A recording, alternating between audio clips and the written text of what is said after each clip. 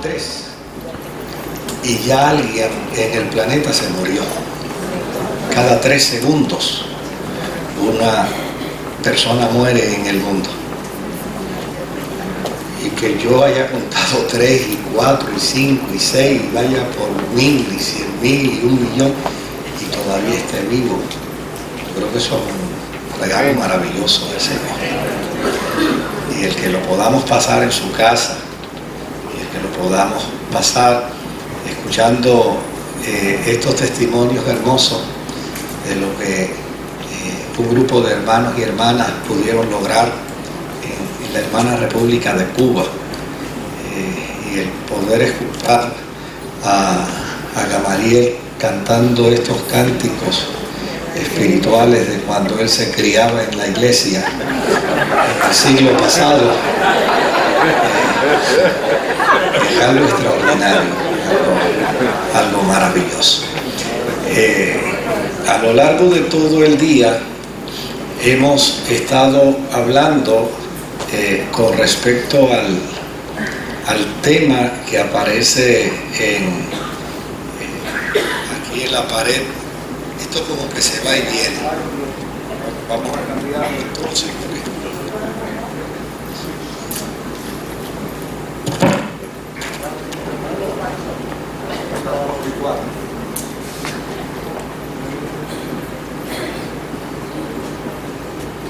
Pues como le iba diciendo,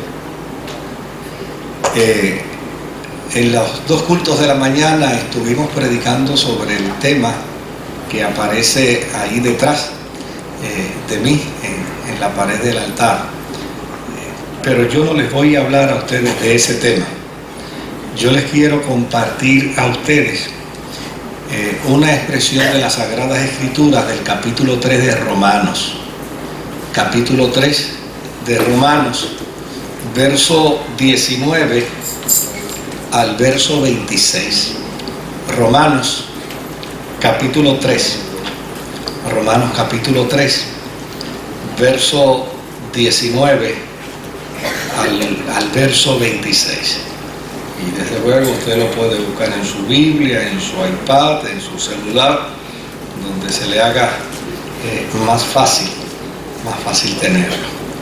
Romanos capítulo 3, verso 19 al 26.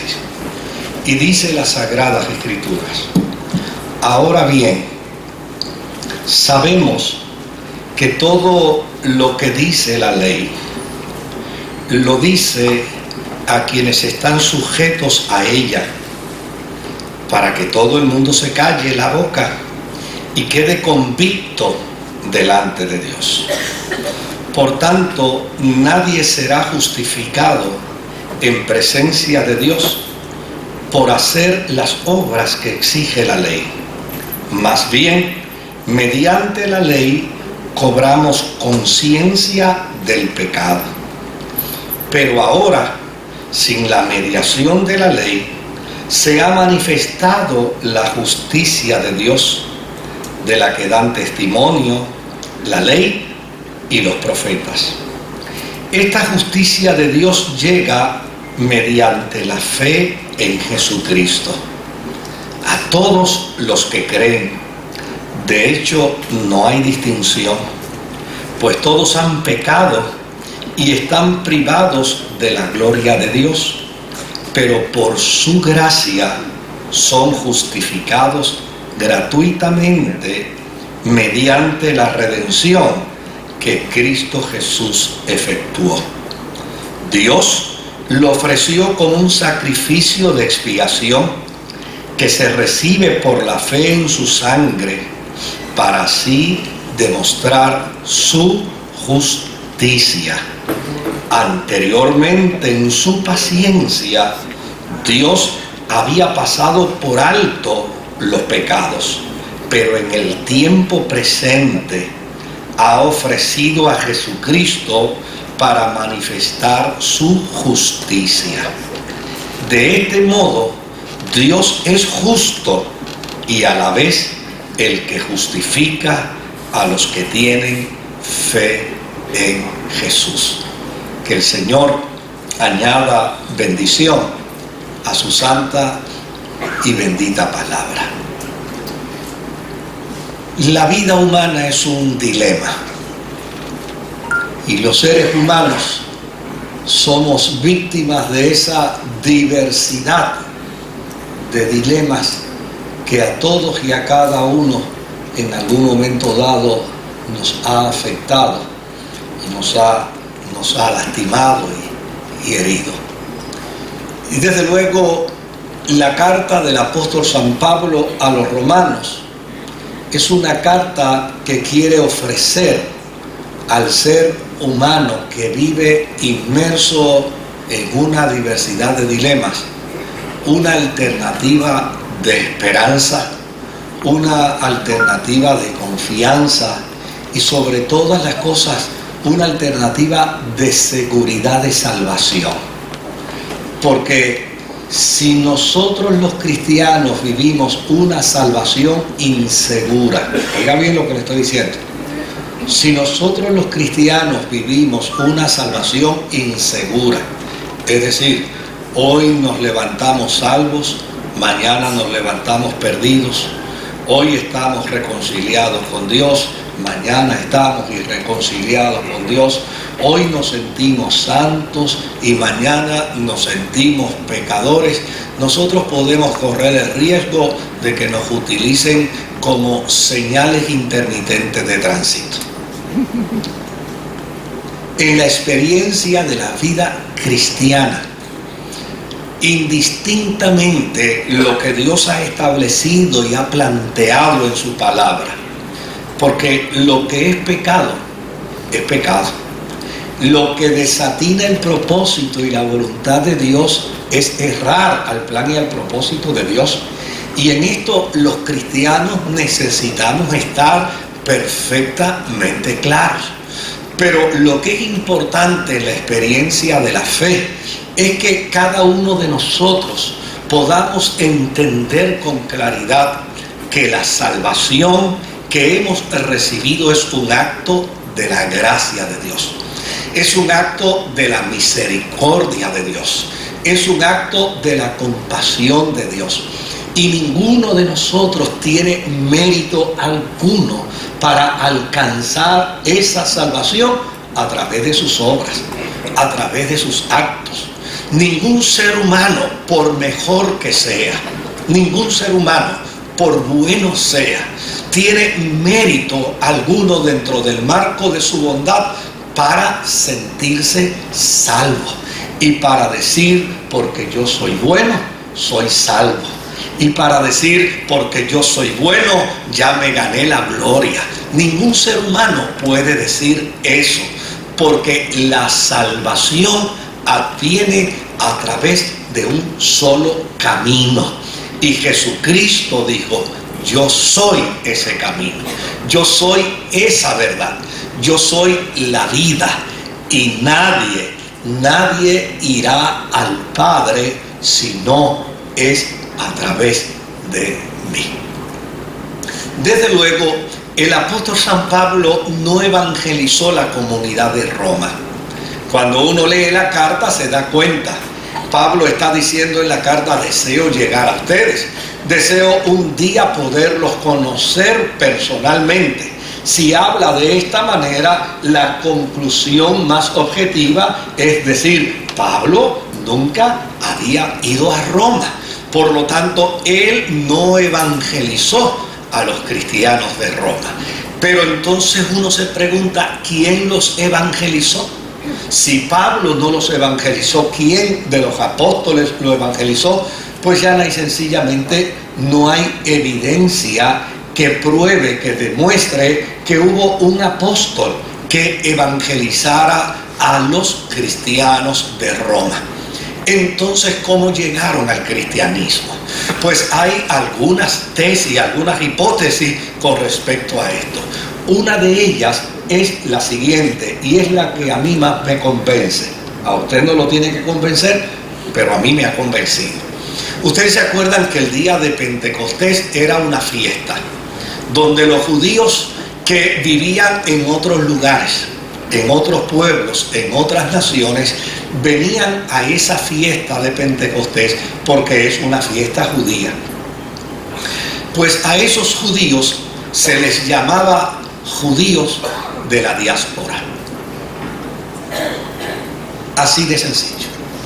Esos judíos de la diáspora venían a la fiesta de Pentecostés, pero cuando se acababa la fiesta, son como los niñorricas en tiempo de Navidad, que vienen y cuando se acaban las octavitas, ¿qué hacen? Se regresan y se van. Pues estos judíos, cuando se acababa la fiesta de Pentecostés, hacían también lo propio, se iban. Ahora, fíjese qué interesante. Cuando ellos estaban allí en Jerusalén, fue que sucedió aquel gran derramamiento del poder del Espíritu Santo. Y como resultado del derramamiento del poder del Espíritu Santo, la gente que allí estaba empezó a hablar en otras lenguas. Y mientras estaban hablando en otras lenguas, los judíos de la diáspora decían, adiós, pero estos no son jibaritos que se han criado toda la vida aquí en Jerusalén. ¿Cómo es que los oímos hablar en las lenguas que hablamos nosotros en nuestros pueblos? ¿Cómo es que los oímos hablar en las lenguas que hablamos nosotros en nuestras naciones? Y entonces dice la historia bíblica que Pedro, puesto en pie, comenzó a predicarles. Y cuando terminó de predicarles, óigame lo que sucedió, 3,000 de ellos se convirtieron a Jesucristo. Lo que quiere decir es que en el día de Pentecostés hubo una conversión de judíos de la diáspora multitudinaria. Pero no solamente se convirtieron 3,000, sino que dice la Escritura que Pedro volvió a predicar otro segundo sermón. Y cuando volvió a predicar el segundo sermón, entonces se convirtieron 5,000. Es decir, 8,000 judíos de la diáspora se convirtieron a Jesucristo. Pero cuando yo digo se convirtieron a Jesucristo, es justo pensar de la forma más lógica. Porque desde luego, óigame, usted no puede pensar que una persona se convierte al Señor y al otro día sea un conocedor de las Sagradas Escrituras. Esta gente se convirtió a Jesucristo y de allí salieron para sus tierras. Unos para Babilonia, otros para Egipto, otros para Roma. Y cuando llegaron a Roma, ellos llegaron como judíos. Ellos llegaron practicando todas sus experiencias religiosas judías. Lo único que ellos hicieron, ¿sabe qué fue? Que añadieron un elemento nuevo. ¿Sabe cuál era ese elemento? Jesús es el Mesías. Eso fue todo lo que ellos añadieron. Ellos seguían guardando el sábado, ellos seguían observando los días de fiesta de las lunas, ellos seguían observando las tradiciones y las culturas judías, ellos seguían absteniéndose de comer lechón, ellos seguían absteniendo de comer langosta, de comer camarones, de comer jueyes. Ellos siguieron manteniendo su cultura judía. Pero una vez allá, en Roma, empezaron a predicar que Jesucristo era el Mesías. Y predicando a Jesucristo como Mesías, empezaron a ganarse para Jesucristo a los romanos gentiles. Ahora entiende mejor, ¿verdad? Empezaron a ganárselos para Jesucristo y seguían ganándoselos. Pero desde luego, como ellos no sabían otra liturgia, ellos practicaban su liturgia judía, pues a los gentiles que se convertían a Cristo, ellos simplemente lo que hacían era decirle, pues mira, ahora tú declaras que Jesús es el Mesías, pero acuérdate que tienes que guardar el sábado, las langostas ni las mires. Los juegues no los mires, los camarones tampoco. Los días de fiesta los tienes que observar. Y desde luego, como la gente estaba ávida por practicar la fe que ellos promulgaban, entonces ellos seguían practicando la fe. Pero hubo un problema. Se cuenta que en el primer siglo de la era cristiana los judíos formaban unos revoluces en Roma, creaban unas peleas, creaban unas intrigas, creaban unas luchas, que ya los romanos estaban cansados de los problemas que le provocaban los judíos. Estaban hartos de los problemas que ellos les provocaban. Y el emperador, que se llamaba Claudio, un buen día se levantó y dijo: esto lo voy a arreglar yo. ¿Y sabe qué decidió? Decidió expulsar a todos los judíos de Roma. Entonces expulsó a los judíos de la práctica tradicional, pero también expulsó a los judíos que creían que Jesús era el Mesías. Es decir, todo judío tenía que salir de Roma. Cuando todos los judíos salieron de Roma, la iglesia de Roma, pues obviamente se quedó solamente en las manos de ¿quién? En las manos de los gentiles. Yo les voy a dar un examen ya mismo de historia, a ver si ¿verdad? Ustedes están asimilando esto, ¿verdad? Porque esto es importante para entender la carta. Entonces ahora los gentiles se quedaron con la iglesia, porque todos los líderes de la iglesia cristiana salieron de Roma. Cuando los gentiles se quedaron con la iglesia, pues hicieron cambios a su tradición litúrgica, porque ya necesariamente ellos practicaban lo que los judíos le imponían, simplemente porque se lo imponían. Pero óigame, cuando los judíos salieron de allí, los hermanos dijeron: oye, hace rato que yo tengo ganas de comerme un cantito de lechón. Miraron para el lado y dijeron: no hay judío que nos los impida. Usted sabe que yo voy a contar esto, pero lo tengo que camuflajear un poco. Yo estoy en Israel con un amigo judío, y obviamente pues me lleva a un restaurante. Y cuando estamos en el restaurante, estamos sentados, el mozo viene a atendernos. Y mi amigo, sin encomendarse a nadie, dice: él quiere chuleta. Y yo lo miro y digo: no, me dice: Moisés, eso fue lo que hablamos afuera, tú quieres chuleta. Moisés, tú quieres chuleta, chico.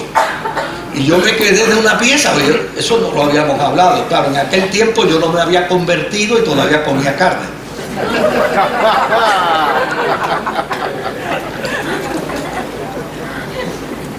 ¿Pero qué? Está bien.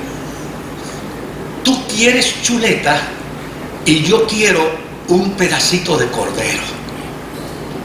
¿Ok? ¿Está bien? Cuando el mozo llegó con la chuleta y me la puso al frente, él miró para todos lados y me dijo: Moisés, vamos a cambiar de plato. Y yo: chico, ¿y por qué? Me dice: Moisés, yo soy judío, yo no puedo pedir chuleta, pero tú sí. Ahora, yo sí me la puedo comer después que la tenga aquí. Fíjese lo interesante de eso. Pues los cristianos de ese tiempo dijeron: mira, ya podemos comer chuletas, podemos comer camarones, podemos comer arroz con bueyes, podemos comer langosta, podemos disfrutar de todas estas cosas, porque a fin de cuentas ya nuestros directores, nuestros dirigentes no están entre nosotros. Lo que eso quiere decir es que ahora ya y sencillamente nosotros podemos disfrutar de una manera distinta. ¿Y sabe qué descubrieron? Que podían comer chuleta y seguir sirviendo al Señor lo más tranquilamente, porque Dios no se mete en eso. Podían comer langosta y arroz con bueyes, no pasaba nada. Y ellos decían: oye, pero fíjate que bueno, convino que nuestros dirigentes lo sacara Claudio del país, porque fíjate que ahora podemos disfrutar de lo que nosotros tradicionalmente siempre hemos disfrutado. Claro, al otro lado, en Jerusalén, estaban los fundadores de la iglesia, soñando, como dice el jíbaro, con pájaros preñados. Allá estaban ellos diciendo: bendito, ¿cómo estarán nuestros hermanitos allá en Roma? ¿Cómo les irá? Bendito, cuánto deseo tenemos de irlos a ver. Cómo nos encantaría ver la iglesia y disfrutar con ella. Pero a fin de cuentas no se lo permitía el imperio. Hasta que Claudio se murió. O mejor dicho, lo mataron.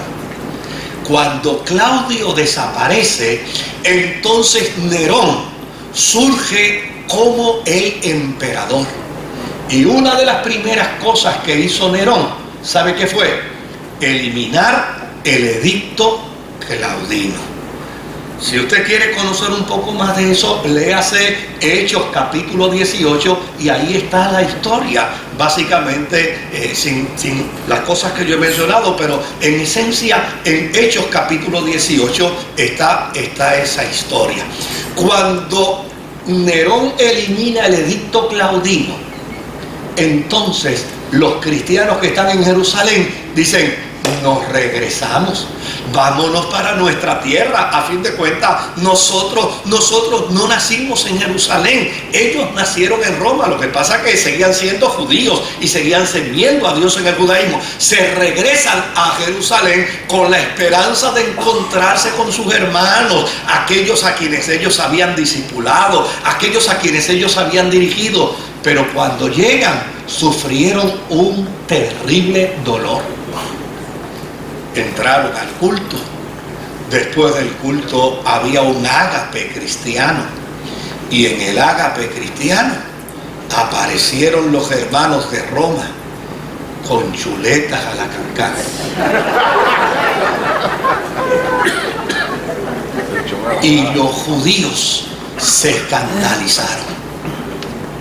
Ellos no podían entender, pero ¿cómo es posible? Eso nosotros no se lo enseñamos a ustedes. Pero cuando ustedes se fueron, nosotros lo volvimos a tomar. Pero es que esta no es la práctica. Eso es problema de ustedes, allá ustedes con sus cuentos. Pero nosotros hemos sido liberados con la libertad gloriosa de los hijos de Dios. Y ese pasaje bíblico puede tener un sentido extraordinario, pero hay que tomarlo con mucho cuidado. Porque mi libertad nunca me dará derecho al libertinaje. Mi libertad nunca me dará derecho a hacer lo que me dé la gana. Mi libertad nunca me dará derecho a desconsiderar a mi hermano. Si mi hermano cree de forma distinta como yo creo, yo debo considerar a mi hermano. Si mi hermano piensa de manera distinta como yo pienso, yo debo considerar a mi hermano. Porque en nombre de la libertad gloriosa de los hijos de Dios, no se me ha dado el derecho ni de lastimar, ni de herir, ni de ofender, ni de maltratar a quienes piensan de manera distinta a como yo pienso. Por lo tanto, ¿quiénes eran las víctimas en Roma? Los judíos. Los judíos cristianos se convirtieron en las víctimas. ¿Y quiénes eran los victimarios? Los gentiles, los cristianos gentiles.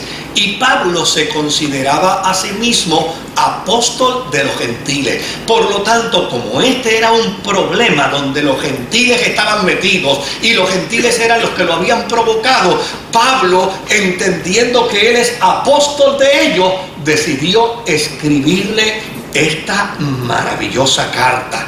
Esta carta que es una joya, esta carta que plantea unas verdades exquisitas con respecto a la salvación, con respecto a la gracia, con respecto a la justificación. Esta carta que ha servido para clarificar el pensamiento de la iglesia a través de los siglos. Ahora, es importante que cuando vamos a leer la carta, usted conozca este contexto histórico. Porque en esta carta, Pablo le escribe a veces a los romanos, a los gentiles. Y en otras ocasiones le escribe ¿a quiénes? A los judíos. Y cuando usted va a leer la carta, tiene que saber a quién Pablo le está escribiendo. Porque si usted no sabe a quién Pablo le está escribiendo, probablemente usted cometa errores en su interpretación. Por el otro lado, a veces Pablo escribe a los judíos, pero haciéndose él las preguntas y él mismo contestándoselas. Por lo tanto, esta es una carta no tan fácil de leer. Es una carta que hay que leerla conociendo todo ese bagaje histórico para poderla interpretar de manera saludable. Ahora, ¿cómo puede alcanzarse los objetivos de relación y paz con Dios? Es una de las preguntas que Pablo va a contestar en la carta. ¿Cómo logra el ser humano acercarse y sentirse bien con Dios? Es otra de las preguntas que Pablo contesta en la carta. ¿Cómo logra el ser humano vivir en una dimensión de paz con Dios? Es otra de las preguntas que Pablo contesta en la carta. ¿Cómo puede el ser humano interrelacionarse con Dios sin tenerle miedo? Pues esa es otra de las preguntas que Pablo contesta en la carta. Y desde luego, a base de esas preguntas, Pablo va a estar desarrollando unas respuestas extraordinarias, porque a fin de cuentas, querido, estas preguntas las tenían los judíos y también las tenían los gentiles. Los judíos le tenían miedo a Dios y los gentiles también le tenían miedo a Dios. Los judíos no sabían interrelacionarse con Dios y los gentiles tampoco sabían interrelacionarse con Dios. Los judíos no sabían cómo alcanzar una relación de paz con Dios. Los gentiles tampoco sabían cómo alcanzarla. ¿Y qué es lo que pretende Pablo dentro de la carta? Decir que ni el judaísmo ni las filosofías griegas platónicas son alternativas para el ser humano. La única alternativa para el ser humano es Jesucristo. Mire qué dato interesante. El judaísmo planteaba que ellos podían lograr concienciar al ser humano para que entendiera que era pecador. Es decir, ellos podían descubrir la enfermedad. Ellos podían descubrir el virus. Ellos podían describir los síntomas. Pero cuando el paciente, que es el pecador, le decía, ¿cómo se cura esto?, ellos se encogían de hombros y decían, no sabemos. Eso es lo que quiere decir. Ellos podían procurarle procesos remediativos para que el ser humano pudiera tener un poco de paz con Dios, pero no garantizaban una paz permanente, porque ellos decían, mira, para lograr una paz permanente hay que cumplir la ley al pie de la letra. Y es imposible que un ser humano pueda cumplir la ley al pie de la letra. Por lo tanto, el judaísmo, según Pablo, puede identificar lo que es pecado, puede identificar lo que es maldad, puede identificar lo que es relación con Dios, pero a fin de cuentas no puede proveerle al ser humano la alternativa asertiva para que el ser humano pueda decir, encontré la paz y vivo en la paz de Dios permanentemente. Lo más que ellos podían decir era, mira, tú te compras un animalito, lo sacrificas, lo ofreces en expiación de tu pecado y desde luego se te perdonan los pecados cometidos hasta ese día. Pero ahí mismo tienes que comenzar a pensar en el otro animalito, porque inmediatamente empiezan a surgir nuevos pecados en tu vida y ya no, y sencillamente tú tienes que volver a expiarlos. Pero es que yo quiero encontrar una paz permanente. Paz permanente, muchachos, no sueñes con eso. No hay manera. Usted se imagina la grave frustración que puede sufrir el ser humano que llega a un abogado. El abogado le describe bien el caso, le dice, mira, lo entiendo perfectamente, todo está perfectamente entendible, pero al final le dice, doctor, ¿y cómo yo puedo salir bien? No hay manera.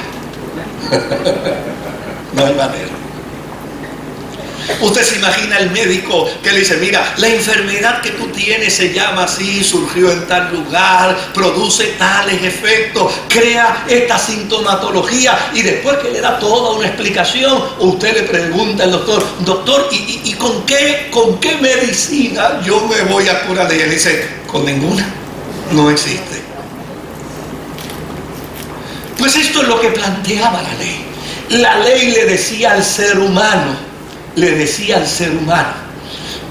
todo el sufrimiento que padece separado de Dios.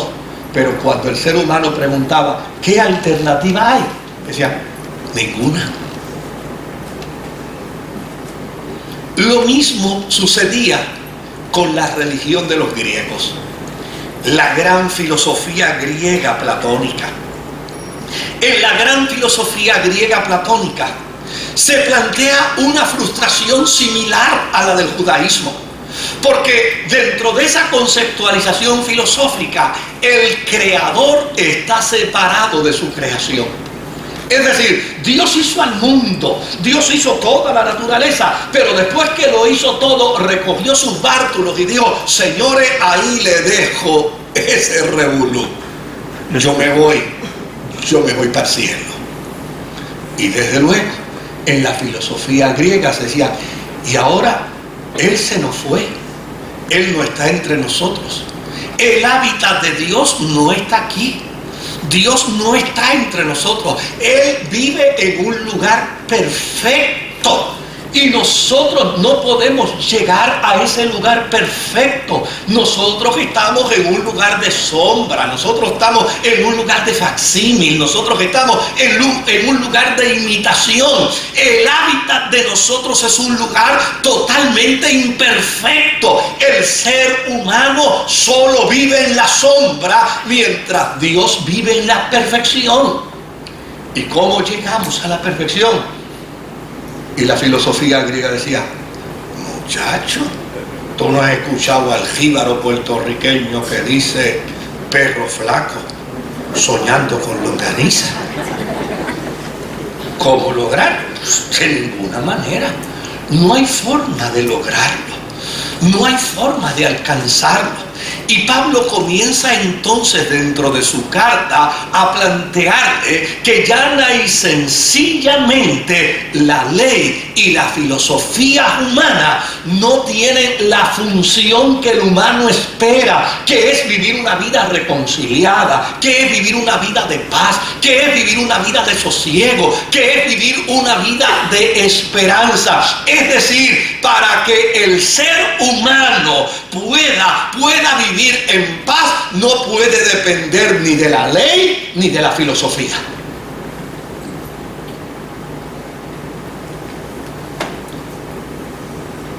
Qué magistral es esta carta. Si dependes de la ley, no logras relación de paz. Si dependes de la filosofía, no logras relación de paz. Hace unos años atrás, aquí vino una jovencita, vino a hablar conmigo, quería hacerme una entrevista. Era estudiante de la universidad y estaba ya próxima a graduarse y estaba haciendo una tesis. Y desde luego ella quiso presentarme inmediatamente, darme su carta de presentación. Me dijo quién era, qué estudiaba, los logros que había alcanzado, pero a renglón me dijo, pero yo quiero que usted sepa que yo soy atea.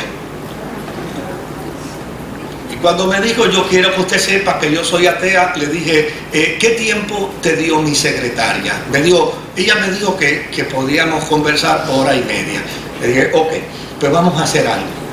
De esa hora y media, yo no te voy a afectar ni un solo minuto, pero yo quiero que tú me regales a mí 10 minutos para mirarte.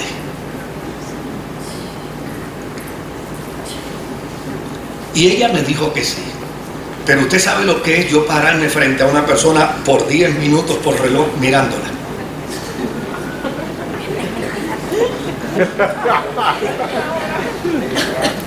Y él me decía, pero ¿qué propósito? No digas nada, no hablemos nada. No te apures que yo te voy a regalar la hora y media completa. Dame a mí 10 minutos, yo te quiero mirar.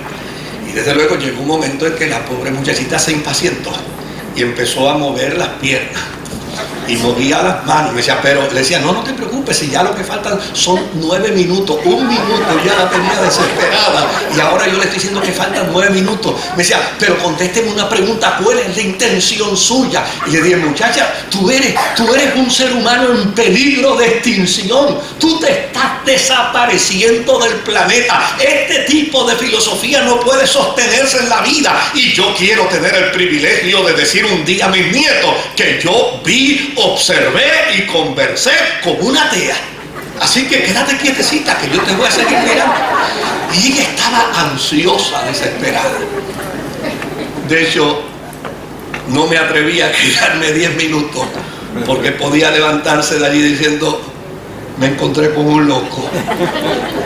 Le dije, si quieres contéstame una pregunta. La aspiración más grande del ser humano es lograr su felicidad. Contéstame esa pregunta.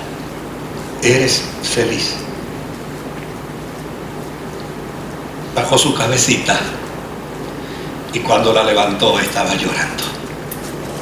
No. Pues si tú me dijeras que tú eres una atea feliz, yo no me preocuparía tanto. Si tú me dijeras que tú eres una atea llena de gozo, yo estaría tranquilo. Pero fíjate que tú estás reconociendo que el ideal más alto y más sublime que el ser humano pretende alcanzar en su peregrinar largo o corto por la vida, óyeme, tu concepto filosófico no te lo ha provisto, no te lo ha dado. ¿Tú crees que habrá alguna oportunidad para tú ser feliz dentro de esa filosofía que tú llevas? Me dijo, verdaderamente no. Le dije, pues entonces permíteme hablarte del que me ha hecho feliz. Para hacerle la historia larga, corta, se convirtió al Señor, fue líder de la junta de nuestra iglesia en el pueblo de Carolina y actualmente está viviendo en los Estados Unidos y todavía sigue sirviendo al Señor. Amén. Eso es lo que es extraordinario dentro de este planteamiento, dentro del marco de esta historia. Pablo le va a decir a los religiosos en su judaísmo que no han logrado alcanzar reconciliación con Dios, les va a decir, óyeme, su filosofía no sirve porque a la larga no logra la meta y el objetivo que el ser humano tiene en su interior. Y le va a decir también a los filósofos griegos, la filosofía de ustedes tampoco sirve porque no logra el objetivo que el ser humano tiene en su interior. Y entonces Pablo retóricamente lanza la pregunta, ¿y cuál es ese objetivo? Y contesta diciendo, Jesucristo, con su vida de obediencia y su muerte por amor, le ofreció a Dios el único sacrificio que puede eliminar de raíz el pecado del ser humano. Amén. Yo no vengo a diagnosticar tu problema, le dice Pablo a los judíos y le dice Pablo a los griegos. Yo no vengo a hacer un diagnóstico de tu crisis, yo vengo a ofrecerte la medicina que puede curarte. Aleluya. Y yo creo que es un discurso que la iglesia necesita recapturar. Porque a veces lo que le estamos ofreciendo a la gente con respecto a la fe, muchas veces no es en esencia lo que la fe proclama y plantea. O sea, yo no le tengo que decir a una persona que se haga evangélico para que no vuelva a sufrir, porque a fin de cuentas los evangélicos también sufrimos.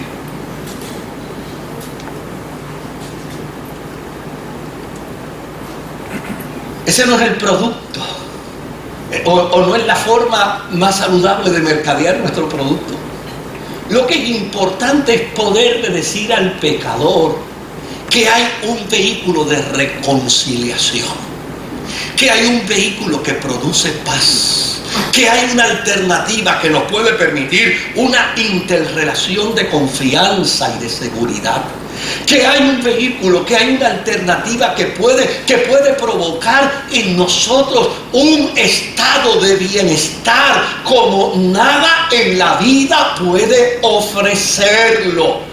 Y probablemente el pecador pueda decir, hay varias alternativas, y la iglesia tiene que responder, hay una sola alternativa para la paz, para la reconciliación, para el estado de bienestar. Y esa sola alternativa se llama Jesucristo. Pablo va a decir que esta alternativa opera de manera tan extraordinaria que no es como los medicamentos a veces que nos ofrecen por ahí, que no es como las alternativas que nos dan por ahí.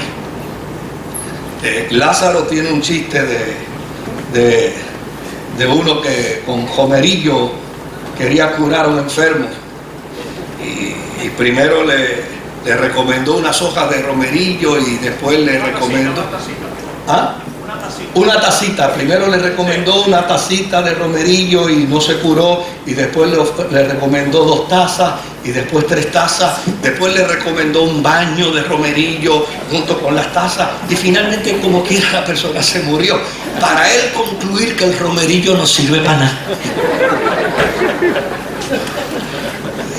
A esa conclusión llegó. Mira, a la larga el romerillo no sirve, chico, porque fíjate que como quiera te moriste. Pablo va a decir, mira, la felicidad es asequible, la paz con Dios es asequible, el estado de bienestar es asequible. ¿Cómo? Y Pablo responde, con solo creer. ¡Qué maravilla! Con solo creer. Ay, si me niego a creer, pues no funciona, porque para el que cree todas las cosas son posibles. Pero si hago el esfuerzo y finalmente no creo, pues tampoco funciona, porque Jesús dijo, no te he dicho que si creyeres verás que la gloria de Dios. Pero es que creer no es fácil. Pues no te va a funcionar, porque lo que es importante dentro de la experiencia espiritual es que tú puedas entender la historia de la fe cristiana, y en el marco de esa historia tú puedas aceptar el discurso que ella presenta. ¿Y cuál es el discurso que ella presenta? Que a través del sacrificio de Cristo en la cruz del Calvario, el ser humano puede reconciliarse con Dios. ¿Y qué tengo que hacer? ¿Cómo debo hacerlo? Y la respuesta bíblica es sencilla: con solo creer. Con solo decir, creo que Jesucristo es mi Salvador. Creo que Jesucristo es la alternativa para mi vida. Creo que Jesucristo, con su vida de obediencia y con su muerte en la cruz del Calvario por amor, me ofrece a mí la oportunidad de vivir reconciliado con Dios.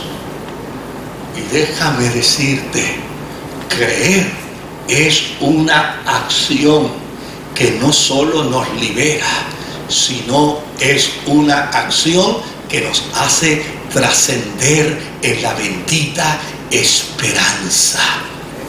Cuando el ser humano cree, tiene alternativas.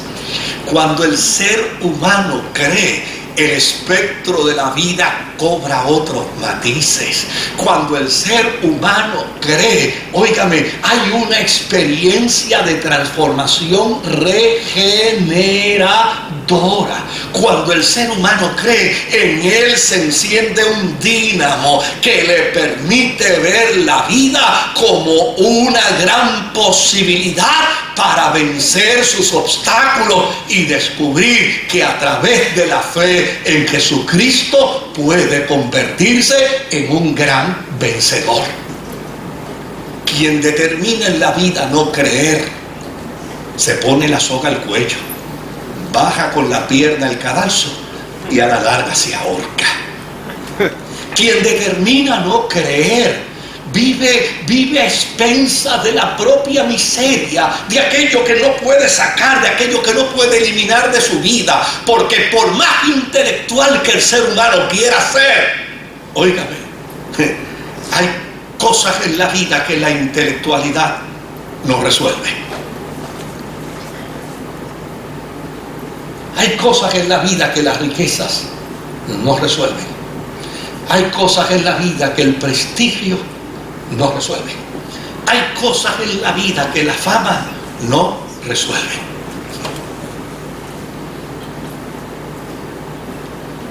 Yo he tenido la oportunidad de conversar. Mire, una vez me invitó una mujer a que la visitara a su casa. Estoy hablando de unos 32, 33 años atrás. Y cuando acepté visitarla, qué maravilla para mí. Yo vivía en un apartamentito que la oficina mía es más grande que el apartamentito donde yo vivía. Yo tenía una nevera espectacular, todos los sábados tenía que desconectarla para que aquella pelota de hielo que se hacía se fuera descongelando. Y yo tenía un juego de cuarto extraordinario. Por el día servía de sofá y por las noches era la cama. Pero cuando yo llegué a ese lugar en el condado, qué gran sorpresa. En el piso donde ella vivía había 4 apartamentos. Y los 4 apartamentos ella los había adquirido y los había convertido en una sola habitación. Y cuando yo miré aquello, yo que vivía probablemente en el baño de la visita, era más grande en aquel apartamento que todo el apartamento que yo tenía. Y cuando yo miré aquello, yo quedé boquiabierto. Y aquella mujer con aquella amabilidad me dice: pase por aquí, pase por aquí, pase por aquí. Cuando yo entré, yo creía que me estaba hundiendo, porque cuando pisé en aquel piso, óigame, la alfombra era tan mullida que se me hundió hasta el tobillo el zapato. ¡Qué maravilla! Y luego empezó, a mí desde niño me han fascinado los cuadros. Y empezó a enseñarme: mira este cuadro, Moisés, mira, este cuadro yo lo compré en un viaje que hice a París, porque lo vi y entonces me emocioné de él. Y ese cuadro me costó $12,000. Y empezó a enseñarme cuadros. Óigame, en la sala tenía 2 pianos de cola y yo no sabía cuál de los 2 mirar, porque ambos eran hermosísimos. Aquella casa estaba llena de expresiones de lujo. Al final, cuando terminó de enseñarme todo aquello, me dijo: Moisés, por favor, mi hijo, siéntate aquí porque quiero hablar contigo. Te invité a mi casa porque es que yo quiero decirte que yo no soy feliz.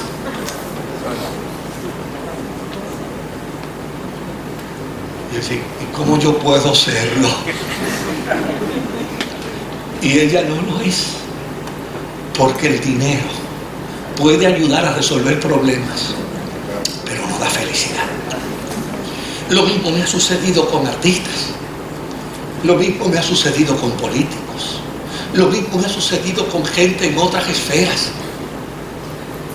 Lo extraordinario del Evangelio es que con solo creer, el ser humano entra en una nueva dimensión de vida cuando descubre que un Dios perfectamente santo y bueno no ve al ser humano como un empedernido pecador. A mí eso me fascina.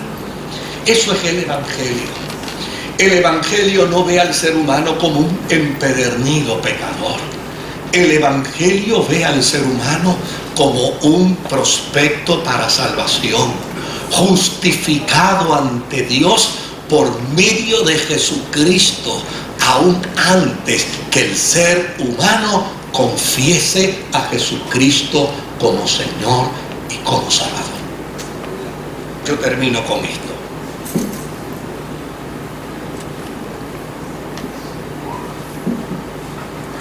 Hace algunos años atrás, una iglesia en el estado de Nueva York me invitó para que predicara en un evento que ellos denominaron Día del Amigo.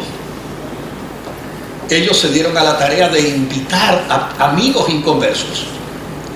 Y desde luego cuando empezaron a llegar los amigos, entonces los miembros de la iglesia empezaron a levantarse y a salir de la nave para ubicarse en un salón que tenía circuito cerrado, y entonces ellos podían ver desde allá el culto. Y la iglesia se siguió llenando de inconversos, se siguió llenando de inconversos, se siguió llenando de inconversos, hasta que finalmente se llenó. Y luego de la participación de ellos me invitaron a predicar. Y cuando yo terminé de predicar, en conclusión, yo les planteé a ellos que todos los que estaban allí ya estaban salvos. Que todos los que estaban allí ya tenían asegurada reconciliación con Dios. Que todos los que estaban allí ya tenían garantizada la eternidad en Cristo. El pastor después me confesó y dice: yo te tengo que confesar que yo estaba asustado, ¿sabes? Yo nunca había oído la predicación del Evangelio desde esa perspectiva. No te apures, el Señor me ayudará a salir de esto. Ya, todos ustedes ya están salvos. Así como en Adán todos mueren, en Cristo todos son ¿qué? Vivificados. ¿Qué es lo que les falta? Lo que les falta es levantarse de esa silla, venir al altar y decir: la salvación que tú adquiriste para mí en la cruz del Calvario es mía. Yo la acepto.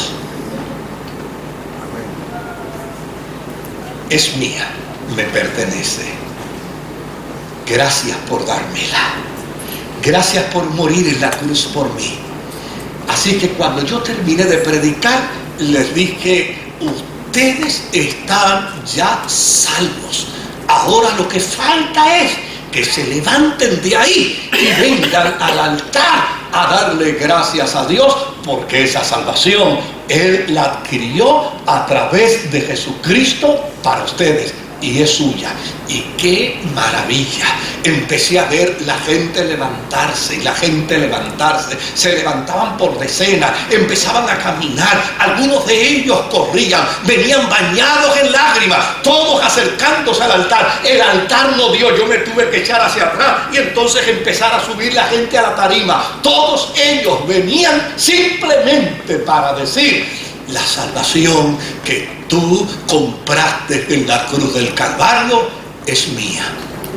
Yo la quiero. Amén. Eso es lo que Pablo nos plantea en esta carta.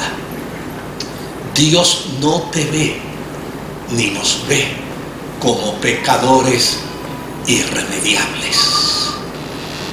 Dios nos ve con extraordinarias posibilidades. Dios nos ve con extraordinarias oportunidades, por una sencilla razón: porque el que dio su vida en la cruz es suficiente. Amén. Con su sangre para limpiarnos de todos nuestros pecados. Que Dios me los bendiga, Pastor Orlando. Que Dios me los bendiga.